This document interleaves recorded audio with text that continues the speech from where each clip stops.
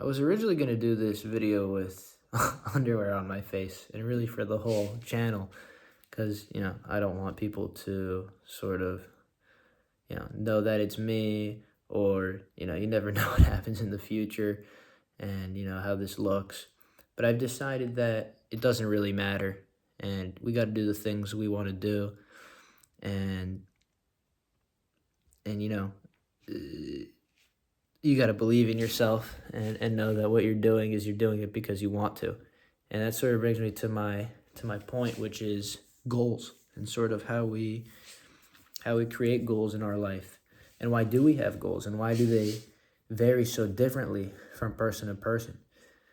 And sort of what I figured out in my couple of decades of living is we don't actually vary that much. And a lot of our goals are fake and they don't really matter.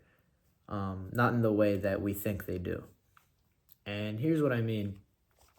I think we all have goals because back in the day, we used to hunt, we used to survive, and now no one really does that. No one really lives in a tribal setting.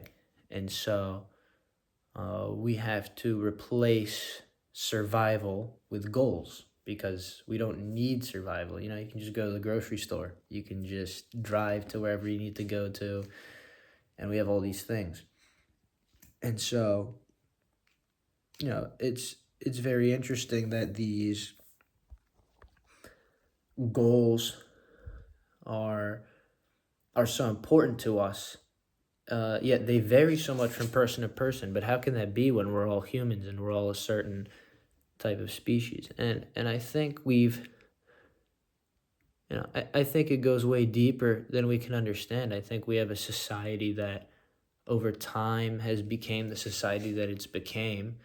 And, there's nothing we can do to change it. It is what it is, and it can only change over time, and it can't go back in time.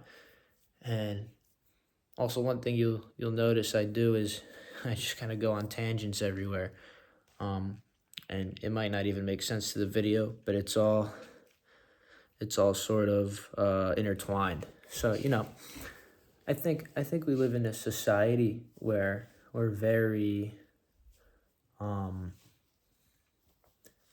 I don't want to say the word brainwashed, but sort of. It's interesting. It makes me wonder if there is a bigger idea to all of this, and if someone truly knows what's going on. Because why would someone want to work for $7.25, flipping burgers, when they could literally be doing anything else? And why do we, let's put it this way. It's interesting that we live in a world where you can't even do things that are natural for a human to do. For example, you can't go shoot a deer on the street and eat it. That's illegal. Maybe in some locations, some times of year it might be, but certainly not as a rule of thumb. You can't just go and hunt and eat. Isn't that kind of crazy? Every other animal does that. You can't go, piss somewhere. You can't go take a dump on the ground, but your dog can. And I understand there's sanitation, and, that's also a huge achievement of humanity. And so I think there's a lot of arguments to be said. But I'm of the opinion over the last few years that the most important or the best way to live your life is what's closest to sort of your nature, nature of a human. I always say a blessing and a curse of us as humans is we sort of we have emotion, and emotion beyond any other animal, because in one way it has allowed us to innovate and make things easier, but in another way it's made us very stressed and not to say that animals aren't probably stressed, but it makes us not natural. It makes you face issues that are not real. We have an ego. We stress about things that don't exist, and the problem is oftentimes in our mind, and very rarely do we struggle for survival and real issues. And so we have to make up ones that don't exist. And I think that's the human condition. And so I don't know where I'm going with this, but I sort of think that goals, or let me bring this back, for example. So my goal, and for my whole life, my goal has been to play soccer on a professional level. And I'm going at it, and I'm doing what I can. But, it's sort of interesting. Like, why is that my goal?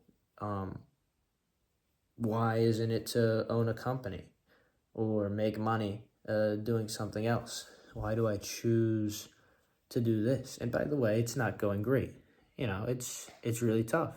And, I've had some successes here and there, but it's certainly not where I'd like it to be.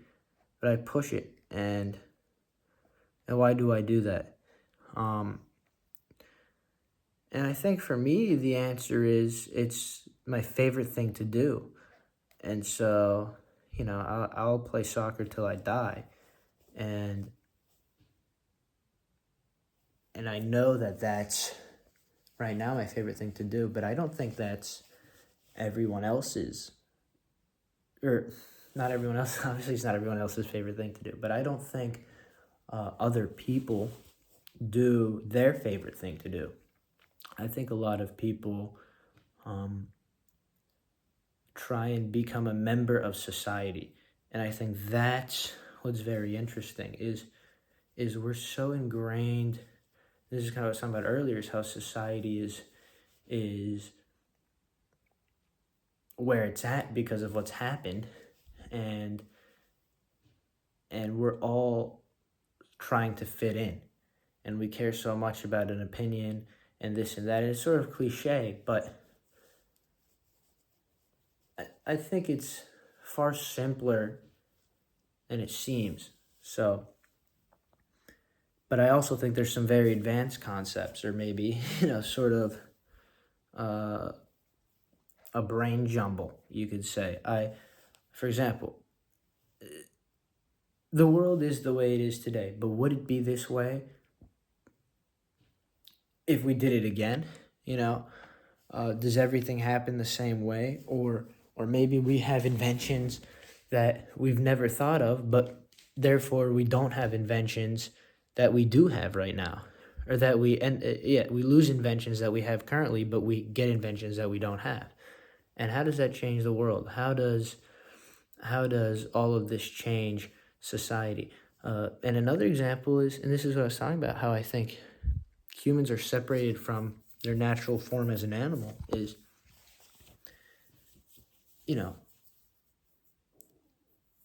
this might sound crazy. How is, for example, a car any different than a drug? It might sound sort of stupid, but why is it that, now I understand there's a chemical thing, like, for example, you see people on meth, they're gonna, they got deformed faces, or like heavy drugs, but that has nothing to do with addiction. People are addicted to weed. It doesn't deform you. People are addicted to nicotine. Obviously, of course, it has health effects, but you could also take cyanide and die right away. There's things that'll make you die right away. Like, those are chemical changes, but that's not addiction. Addiction is just a dopamine thing. And so my question is, how is it any different to be addicted to any drug, let's say meth, or addicted to your car, right? If someone took your car away, you'd probably go crazy for a little bit. But then you'd be fine, right? You'd figure out. So how is that any different from withdrawal? They say the guy who walks is envious of the guy who has the bike, and the guy who has the bike is envious of the guy who has the car, and the guy with the car is envious of the guy with the nice car, and then so on and so forth, and then the jet, and blah, blah, blah. So my point is, you're always going to have a rush from that thing, or the nice house, or this or that. And they're all going to give you dopamine in a sense that you don't even realize. But yet we classify certain things as bad and certain things as good.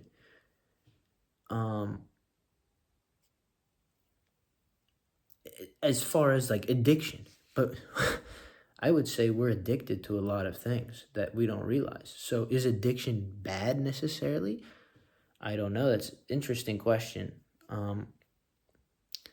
But I do think that there's certainly something to say for being your natural self. What do I mean? You'll always, you'll never always yearn the need for a car. What do I mean? You get your car taken away from you, you'll be like, oh man, damn, I don't have the car. But then you'll be like, okay, it's fine. And then you'll enjoy your life without the car. Or just like a drug. You'll take your drug, and then you'll have your withdrawal, you stop taking it, and you're like, oh man, I wish I had that. But it'll go away. That need for it will go away. But there's things where the need will never go away. For example, food. You will never, ever want to stop eating. Obviously, eventually, you can get full, but you'll get hungry again. And it's a human condition. Or, for example, you always want human connection. Unless you're mentally ill, you'll probably always want human connection, human touch, the sense of community. That's always very important. You'll always need water. These are things that no matter how much you have them, they'll always be in need, and it'll almost never change. Now, obviously, maybe you eat the same thing every day. You might get tired of it. But the idea of eating when you're hungry, you'll always be hungry, and you'll always feel good when you eat. And it'll never be... You've probably been doing this for 20, 30 years. Or if not longer, at least I have. And, eating has been fun every time. For example, anyone who does nicotine, or any sort of drug for that matter, knows that it'll be fun for a little bit, but after a certain amount of time, you won't want it anymore. Or, you won't feel it anymore. And so that's kind of what I mean. And I like to build my whole basis of reality based on our true needs as a human, and not sort of the concepts of society. And I think that's a good way to start this channel.